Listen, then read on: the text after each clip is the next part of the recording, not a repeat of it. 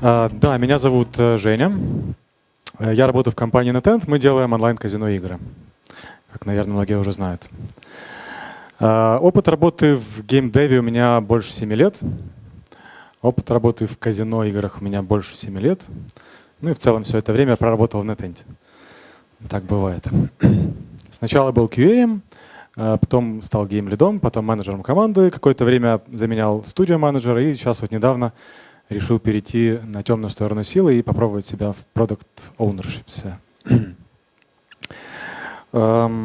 Тут у меня первые слайды были парочку видео о компании, которые прерывались рекламой Azino 777. Но не получилось их показать. Но сразу же говорю, что наша компания разрабатывает игры и поставляет их операторам. Мы не отвечаем, что операторы делают с ними потом в интернете, поэтому, ребят, я понимаю вашу боль. Мне очень жаль, серьезно. О чем сегодня будем говорить? Конечно же, хотелось бы немножко познакомить вас с казино-индустрией. Потом поговорить про Agile философию. У нас компания, мы начали пробовать работать с Agile. Это довольно-таки не свойственно для игровой индустрии, да и в казино-индустрии тем более. Вот, поэтому моя задача сегодня поделиться с вами опытом, не приукрашать там Agile или не пропагандировать его, просто рассказать все как есть. И да, кстати, все, что сегодня буду говорить, это личное мое мнение. Вот. Но для того, чтобы, наверное, она была более интересная для всей аудитории, хотелось бы провести небольшой опрос. Поднимите, пожалуйста, руку, кто пришел на эту презентацию, потому что больше всего интересно было послушать про видеослоты и казино-индустрию. Так, отлично. All right. Let's switch then. That's fine. Let's be agile. That's good. So please raise your hand, those who came to this lecture, because the most interested part is video slots industry and casino industry. Once again, please. Yes. Just in case. Okay. Thanks. And please now raise your hands, those who heard something about Agile before, but don't know where to implement that, and just interested in what it's all about. Okay. And finally, please raise your hand who already works with Agile or wants to move to Agile. Nice. Super. So that's good. I will just adjust my presentation because number of slides will not fit the whole time. So if you will be interested in more details about video slots, game design for video slots, I will be happy to speak with you near our stand afterwards. Okay? So let's go. Part 1, casino industry. As I said, we are a casino games provider that sells games in our platform to different casino operators and get some revenue share from each game. If to take the whole market of casino games, now it's reached 200 billion.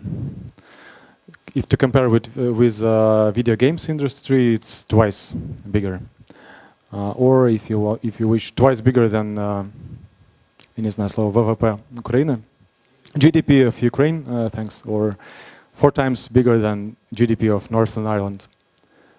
But only small part of that pie, if only 5%, belongs to online casino games.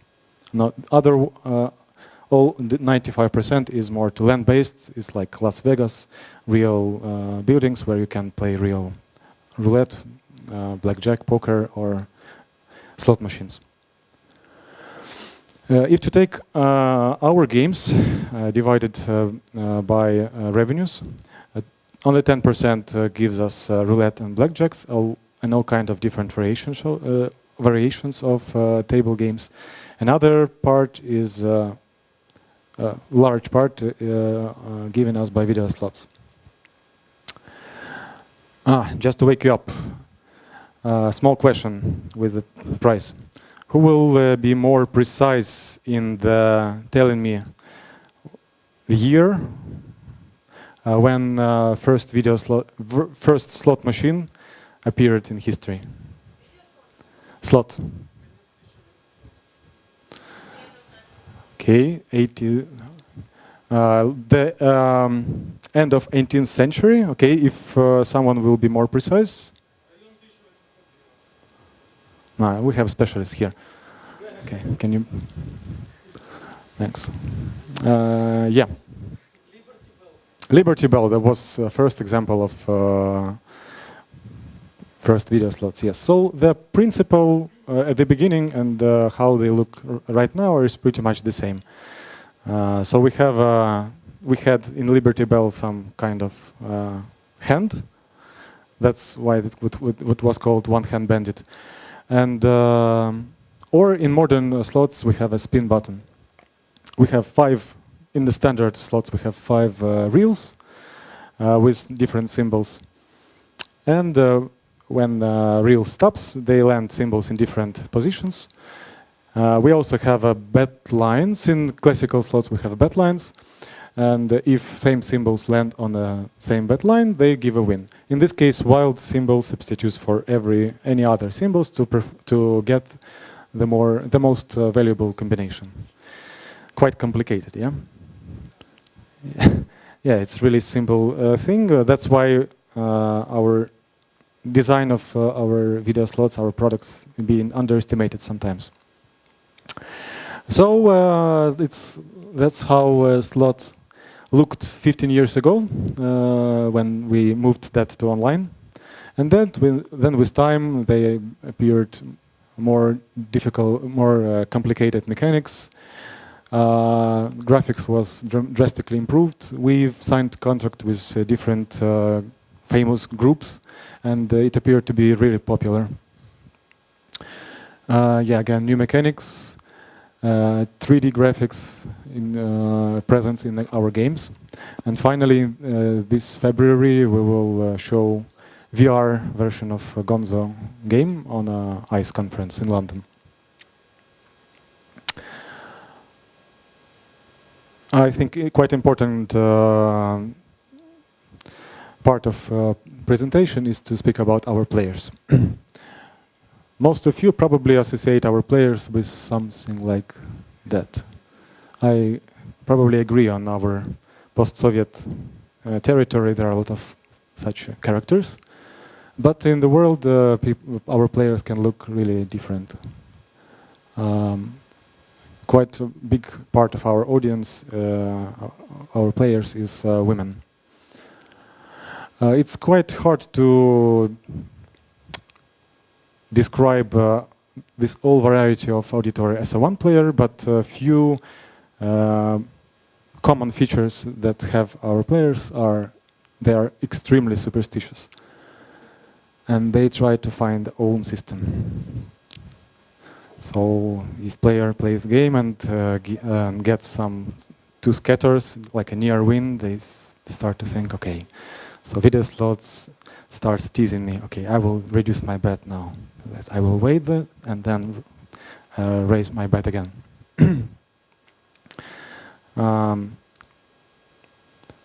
It's like a common opinion that video slot players are people with no high degree of high education. But in my life, I have examples that breaks this theory. I have a friend with whom I studied at school and then went to the university. And all this time I watched his playing video slots. He got a doctoral degree in theory.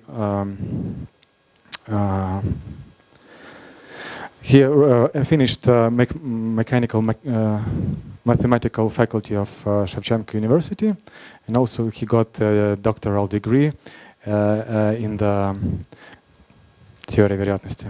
I forgot the word. Yeah, probability theory. Thanks. And still, he plays video slots. And no matter what I tell him how we develop these games, That server brings us just random parts of reels. It do not depend on the bet that you set. No. I know better. You are wrong. You are zombified in your company.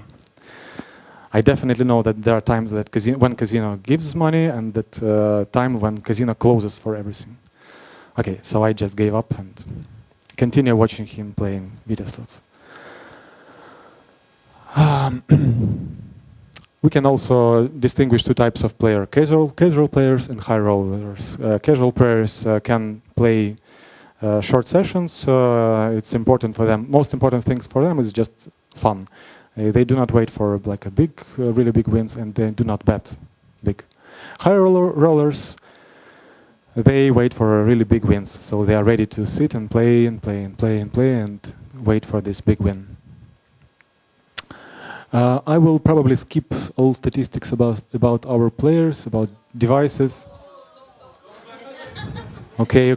Then I will try to be really fast, because most interesting part that you raised hands about Agile is still ahead. Okay. This where we have majority of our players, between 18 and 30. But if you see, this is the bar with a number of players. This is bar with a number of revenues that players bring. So here, although it's players between 30 and 40 are less presented, they bring more revenues. And this tendency goes further. As I heard already said, around 30% of our auditory is women. Here is interesting distribution of devices that players use to play games.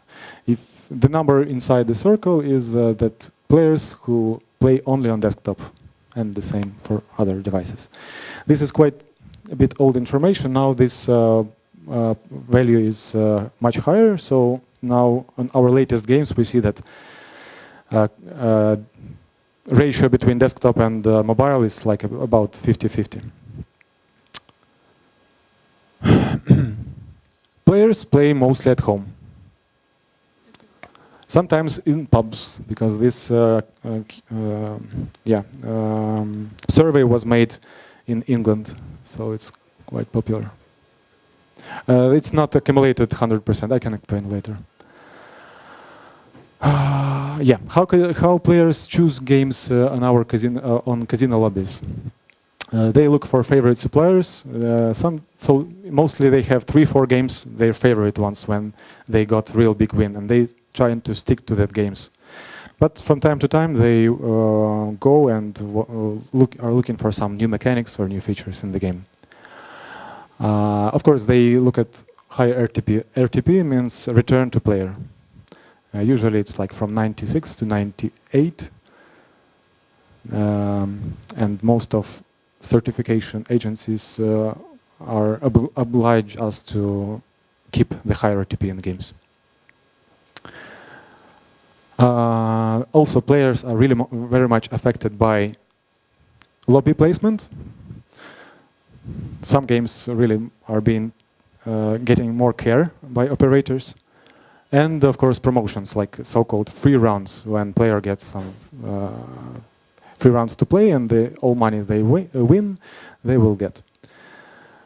I will definitely skip that slide for all game designers who are interested in video slots, and we can talk afterwards. And also a few slides for you, separate, if you're interested in. So, lately, developing video slots becomes really popular, and it's really in some video slots can pay off development cost in 2 weeks or even months. So it's extremely popular, and we have a lot of startups that makes video slots. But again, if you consider to be in this business, just few things to consider. It's a big competition. If 10 years ago on the casino lobbies of our operators, we had mostly our games. Now every month, 20 to 40 games appear on a casino lobby, and it's quite hard to fight for lobby placement and to be noticeable on the lobby. So think ahead. How will you how your games will stand out from the variety of games? Regulated markets. So if before it was enough to certify your game on Maltese, the most like a basic license that will allow you to place your games on all operators that use .com market. Now more and more European countries regulate their business, online business, and you need to get separate certification for that. So think about that. That .com will reduce with time. And portfolio management. That's good when you have like 1-2 games, better than you have 5, 10, 50, 100 games. And think about what you will do, how you will maintain, manage your portfolio with time. Because now we are getting some experience with that. It's quite challenging, I would say, but it's a separate topic. If you are interested, we can also discuss that afterwards. To summarize part of casino industry, we are quite traditional. Although there are a lot of like challenges and uncertainties on the market. In development of video slots, we are like calm and self-confident. When game is released, we usually celebrate that, getting some data to analyze, and then forget about it, because don't touch game when it's working already. We had some small experience when we tried to tweak speed of reels in one of our games. We saw that players do not like it, so we immediately reverted it back to previous behavior, and that's all. No more experiments. Yeah, we have in most casino development companies, we have fixed time, fixed resource, fixed scope situation. Usually it's waterfall way of development games. I will speak about it later. And we move to second part, Agile. I saw there was quite a few hands who heard about Agile, but again, it's really trend and popular topic now, but it's not clear where to use and how it works. So I will try to explain in really short, because there are some videos you can watch in YouTube that describe Agile process in it like 20 minutes, half an hour, it's usually enough. But we'll try to explain that in 5 minutes approximately, and if you have any questions, please feel free to stop me right now and clarify it, okay? So, few words about traditional ways of development. It's divided, it's made by stages. So at the first stage we have a design stage, when we come up with business idea, when we build specifications and requirements, like a big piles of that. And then we move to development of the scope. Then we move to the testing side of the scope, and then we move to like releasing it. And so it quite often sets game development team and business part in like framed in the already signed off like contracts and predefined scope. So if you want to change something in the game, usually it's quite complicated. That's why experienced business representatives, they try to push all possible features in the requirements. In the end, not all of them will be used by the players. Also quite a big problem in the waterfall way of working is that usually we tend to postpone testing of the product on the latest stage when everything is done. And usually it puts QA team under stress, and usually quality is also affected. So Agile proposed a different way of doing things to split this process of phase after phase into small iterations. It can be 2 or 3 weeks long, but each iteration, it includes all stages like a design, development, testing, and verification. Usually after each iteration, you can release your increment to production. It's not always needed, but once per 3 sprints, usually it's enough to develop such scope that will give us feedback from market and will bring us some revenues. Instead of set of big pile of requirements, we have a product backlog. So set of so-called user stories. Each user story describe feature or part of it that brings value to the customer, to the real player. It is prioritized. So the most prioritized stories are described really well. Stories that are will be taken into account far ahead, they are usually described on high level because there is no reason to describe it quite detailed because market can change and we will not need it. Then scope of stories is put to the sprint backlog. So this is like a scope that game development team can take to iteration and work with it. During the iteration, it's like a constant communication inside the team. Team consists from different specialists that all need a specialist to complete functionality in this iteration. So it's like a self-sustainable team. In the end of every iteration, we have sprint review to show what we have done to customers, and retrospective, where a team can gather and discuss what was good, what was bad, what potential problems do we have, and if it's made, if team use it to do that, it reveals potential big problems or dysfunctions of teams that usually are like wiped out if we make retrospective of the whole project. It's usually it's quite hard to find a real problem in the end. Maybe some questions to that? Sure.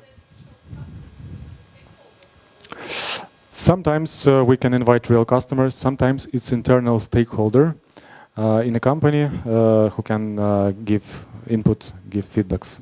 Yeah, thanks.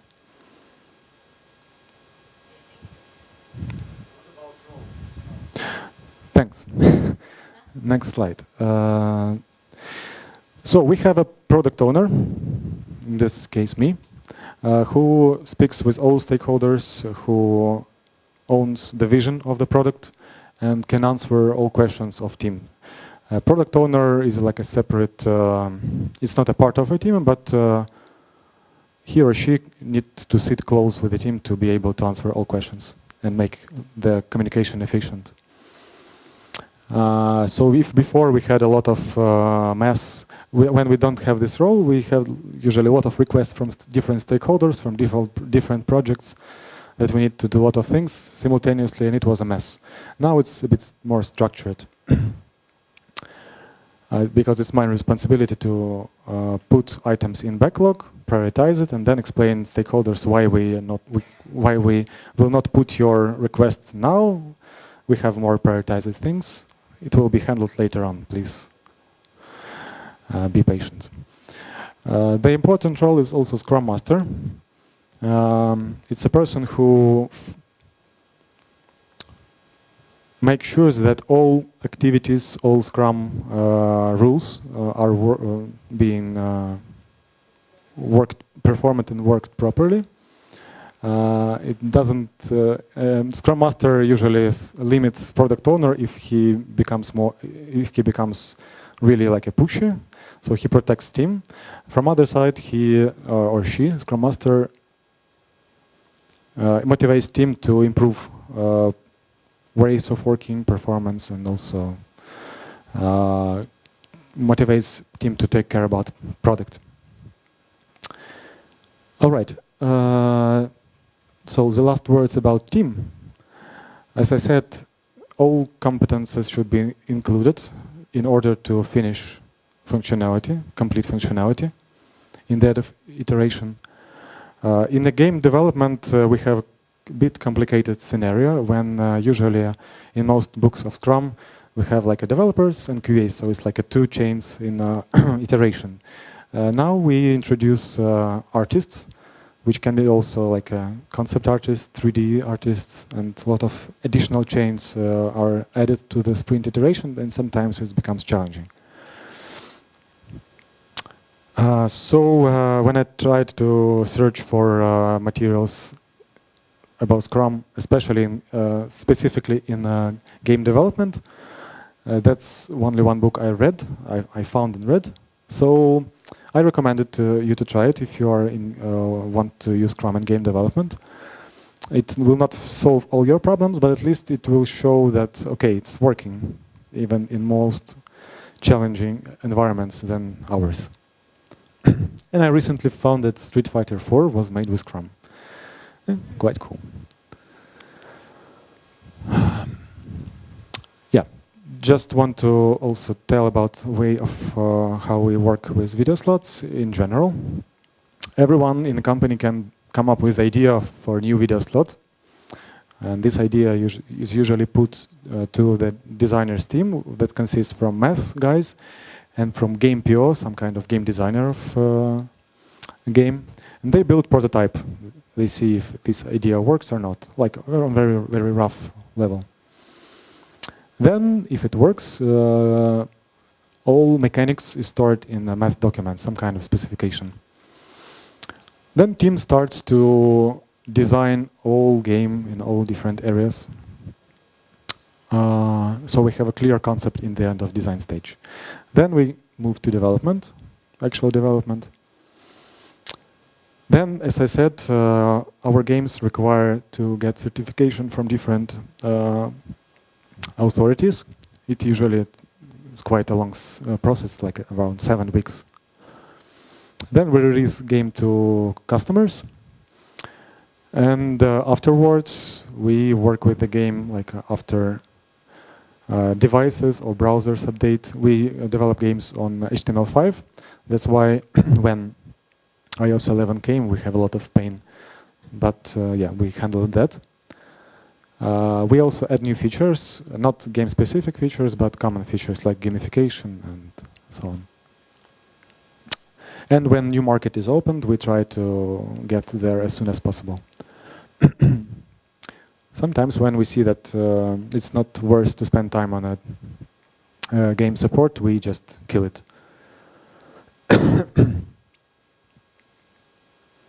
Yeah, so as I said, we have a game teams. Currently in Kiev's studio, it's like 6 game teams.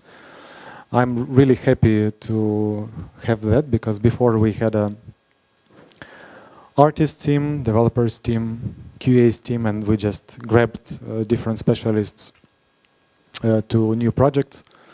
Then we finished project and then dismissed whole team, then formed this together. Sorry.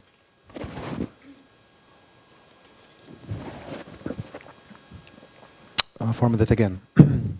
Now we have like already established teams with own structure, with own ways of working, some traditions, jokes. Guys are really work much more efficient together than when it was competence teams. Yeah, so we work with Scrum around 4 years. We have daily stand-ups. We have sprints with tasks for different competences. We have retrospectives a few times, in majority of cases in the end of project. We have demos almost every sprint, when we can show something. Yeah, I'm looking for faces like that. Yes, actually, it's fake Scrum. Yes, the most common misconception about Scrum is that we have daily stand-ups. Yeah, we are Scrum. But this is only like a surface of iceberg. I will speak later on how we work now. But 1 year ago, more than 1 year ago, we changed our management in Stockholm, who had proper experience working with Agile. So he just, or she actually just looked at ways we have worked and just said, no, we will not do that anymore. Now we have a goal for our whole company, for all departments, teams. We release every 2 weeks to production. And that's how story started. Now we are working with the proper Scrum. But before we sit with a management team and thought how it's better to handle and what we will expect from teams. So working with user stories that bring real value. When we tried to set up different meetings, trainings about Scrum, came up with metrics, we setting up processes, again trainings, people started to be a bit worried. What's happening? Working with these user stories that bring value, what we actually meant is that you're not anymore working with your own tasks, like artist tasks that we can bring to the sprint 1, then developers task that then goes to the sprint 2, then QA task then goes to the sprint 3. So actually work on this one functionality is like divided on 3 sprints. And if we give and if we receive a feedback, we receive it like in the end. Or many potential bugs or problems, we find it really late. We set definition of done for every user stories. When we finish user story, it needs to be done. Done. That means that all P1, P2 bugs, like critical, really nasty bugs should be fixed. Functionality should be covered by auto tests, by unit tests. And then developers, of course, weren't happy about that. So why use unit tests for unit tests? Come on, this is like madness.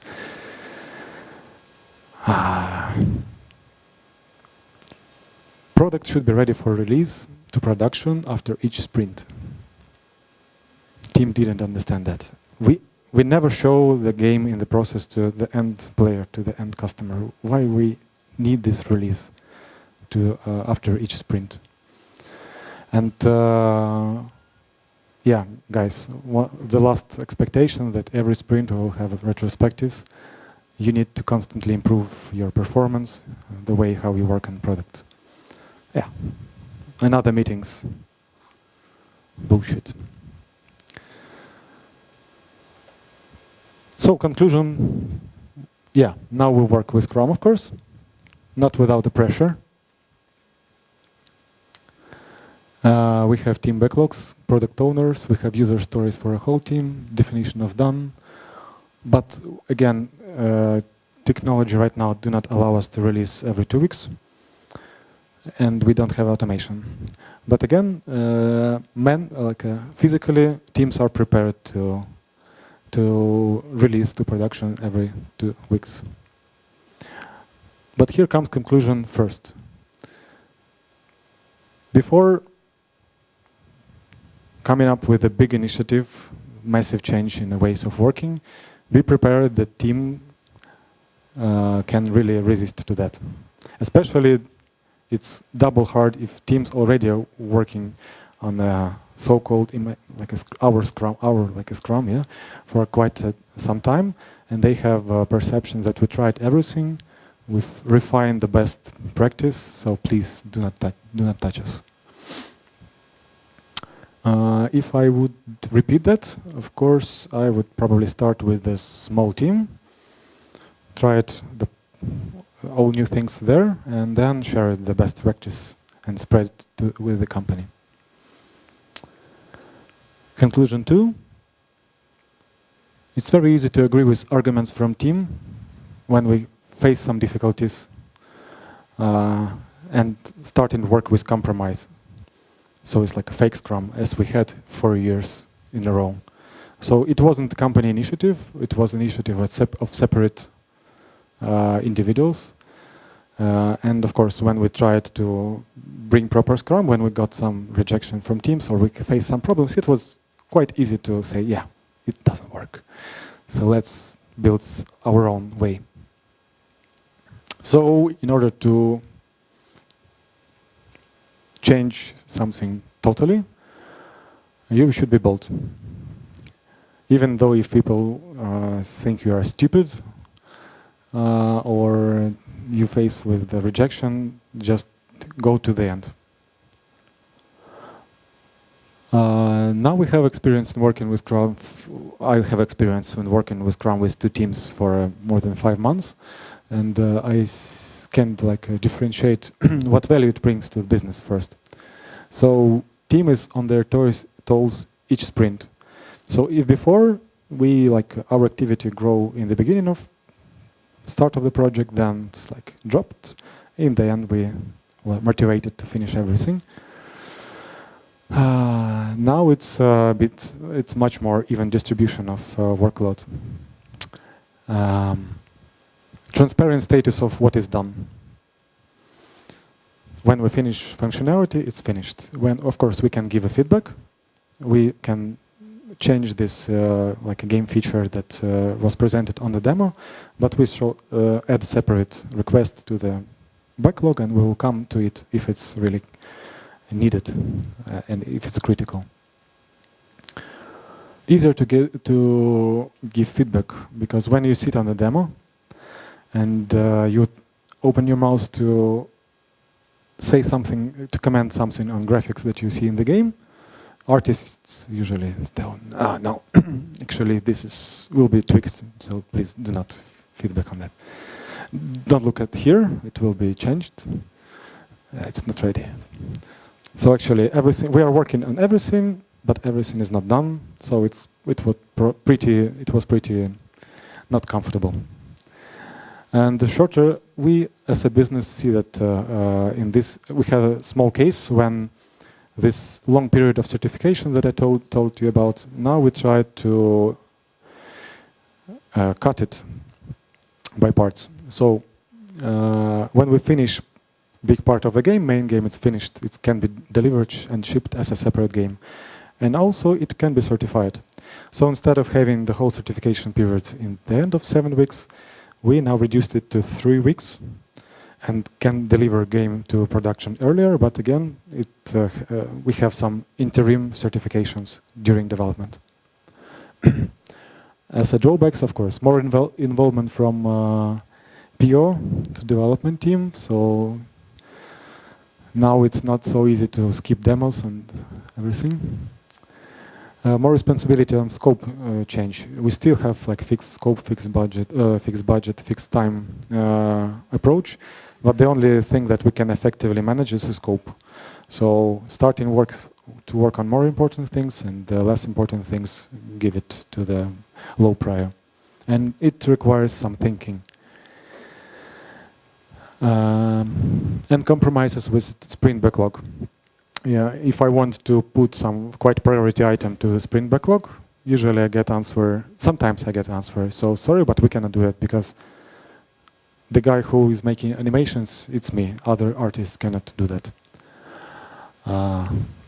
That's conclusion 3. Do not expect that people in team will become T-shaped in one day, so it really takes time, investment, so we need to work on that. Do you know what is T-shaped, by the way? Okay, for those who, yeah, so this is like situation when I really good specialist in my own area. So the vertical size is my competence. I really good specialist. I'm programmer, but I don't interested in testing of code or what graphics guys were done and committed to repository. I do only code. And if I try to at least put some interest into the other competences areas, so test more code more carefully, or speak with artists how they want to implement that, then my range of my competence will grow. At least it will not like be so high as my main competence, but again, I will cover all team needs, and that's why people call T-shaped. This is a sausage man, as we say. What does Scrum bring to teams? Finished functionality in the end of every sprint. Give us less surprises in the end of development. We can receive feedbacks right after we delivered functionality and work on that further to be able to create our product more like thinking ahead.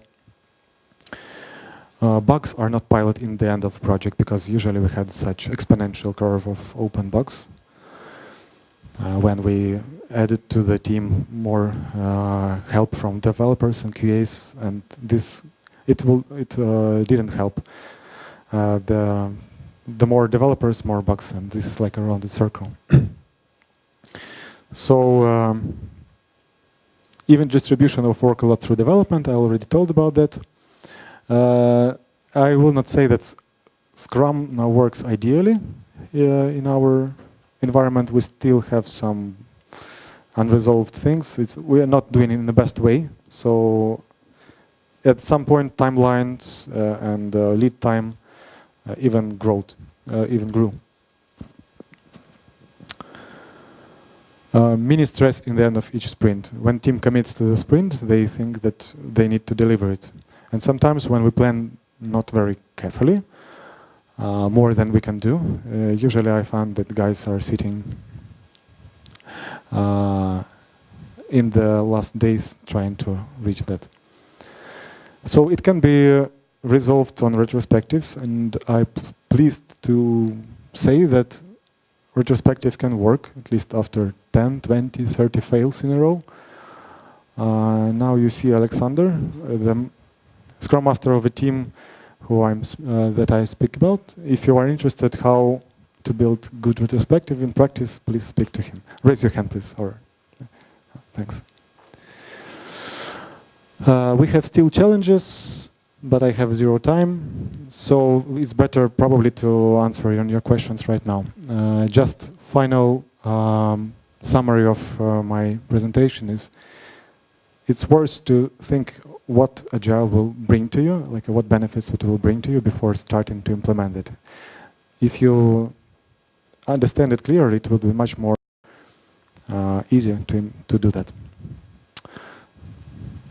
Thanks. Thank you for your speech. It was great to know more about Agile. And guys, do you have any questions? Yeah, I see. The girl was first.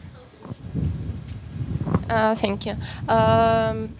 Do you include also artists and animators and game designers in Agile team, or you provide full documentation and art, graphics, and team just develop? Yes, I'm proud to say that artists are part of the game team. We had discussions to separate artist team because it's challenging to draw graphics, then develop it, then test it in one sprint. So how we avoid that? We spend some time, from 1 month to 2 months, on design stage, where artists together with game PO can work on the concept on the game. So when we start development, we actually have all concepts, at least majority of that. Okay, thank you. And one more question. How long does it usually take to produce game from the idea to the release stage? It depends on the complexity of the idea and on innovations of idea. I would say that NetEnt tends to spend more time than other companies on games. So we get some quality on games, but from the other hand, it's like a big cost of games. So it can be, before it was like, yeah. So now it's like around from 6 months to a year even. And now it is also from 6 to 1 year. Yeah, I would say that Agile will not allow you to deliver games faster, but it will allow you to develop what actually is needed for a player and to do our more right things than just make it faster. Okay, thank you very much. Who else has a question? Yeah, you. По-русски можно? Да, пожалуйста. Слайд каждые 2 недели, каждые 2 недели выкладываем что-то, да, получается, выкладываем релиз. Что понимается под релизом? То есть, как всегда, все мы знаем Scrum, артефакты Scrum и так далее. То есть, что подразумевается под этими артефактами? Потому что все-таки игра, как вы только что сказали, там от полугода до года. Да, конечно же, каждый спринт что-то релизить на продакшн не имеет смысла. Но тут под этой целью, которая у нас поставлена, релизить каждые 2 недели, мы немножко так сожгли за собой все мосты и все корабли. Да? То есть у нас нет уже То есть если мы релизим на продакшн, значит продукт должен быть реально качественным, не иметь багов.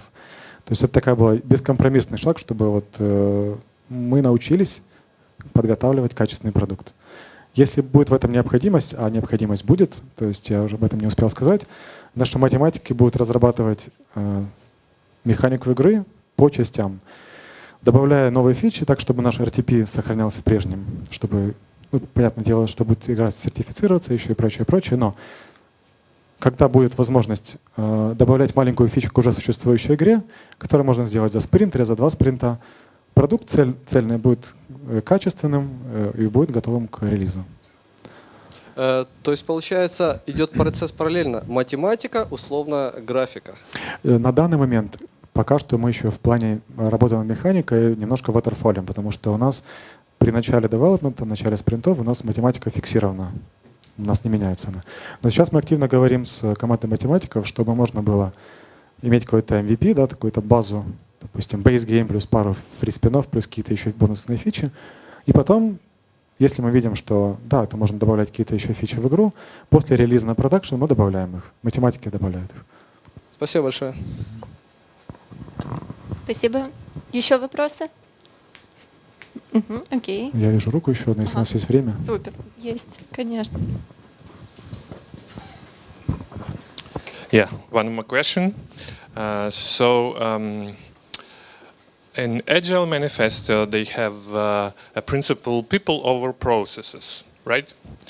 And it's interesting how do you handle situations like, for instance, in game team A, you have 8 people, and 6 out of 8 say that daily stand-ups doesn't work for us. We are different. It's something that is totally wrong. And we are agile, so let's iterate and change it on something or remove it. How do you handle that? Yeah, thanks for the question. Actually, Scrum is pretty simple framework. It's built on a few rules that you must do in order to be, in order to not, to not обманывать себя. Thank you very much. So, if you want to achieve real Scrum, then at least on the beginning, it's like also called the stages of skill grow. At the beginning, when you are not experienced in Scrum, please follow all rules, even if you think it's stupid, if it's not efficient, because we have an example when we thought that user stories for a whole team is a stupid thing. Now we see that actually it's not. So, but to understand that, we need to pass through the circles of a hellfire a few times, get the result, proper result, and then, if we're experienced, then decide, yeah, let's skip morning meetings. They don't work. But until we got the experience, until we got the skill, we cannot say that let's remove retrospective, because it will be wrong.